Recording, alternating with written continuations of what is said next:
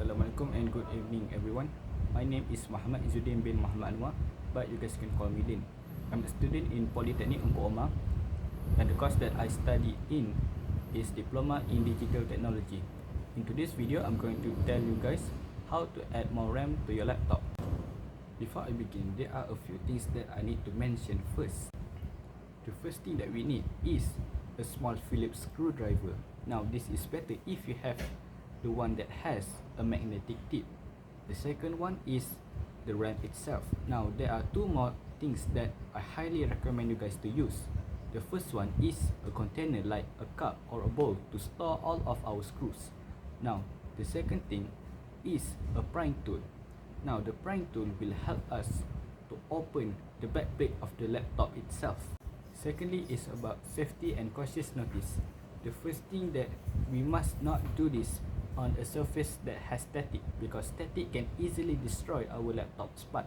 Now the second thing is to always wear an anti-static bracelet. Now this helps us from accidentally delivering static to our laptop's part through our body. Thirdly is to make sure that the laptop itself is turned off. Now this is very important because we do not want the electricity from the battery to make contact with our body, because it might kill us. After all of that, it is time for me to tell you guys about the instruction. Without further ado, let's begin. Firstly, turn off the laptop and flip it upside down. Secondly, unscrew all the screws and pry open the backplate starting from the edge. When you try to pry open it is highly recommended to use the prying tool that I just recommend, because you will do a much more cleaner job. Thirdly, once you get access to the laptop's internal, get your RAM, line it up to the RAM slot, push it forward and then press it down. Once you hear a clicking sound, you have successfully installed the RAM into your laptop.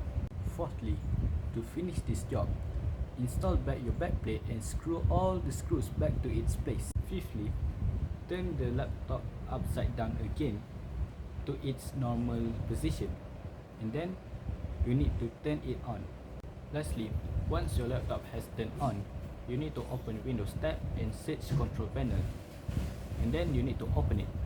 Once you're in the control panel, you need to click on system and click on view CPU speed and view RAM speed to check whether you have installed the RAM correctly or not. After that, you have successfully installed RAM to your laptop. That is all for me. Thank you for watching, and I hope to see you guys in the future. Assalamualaikum and see you soon.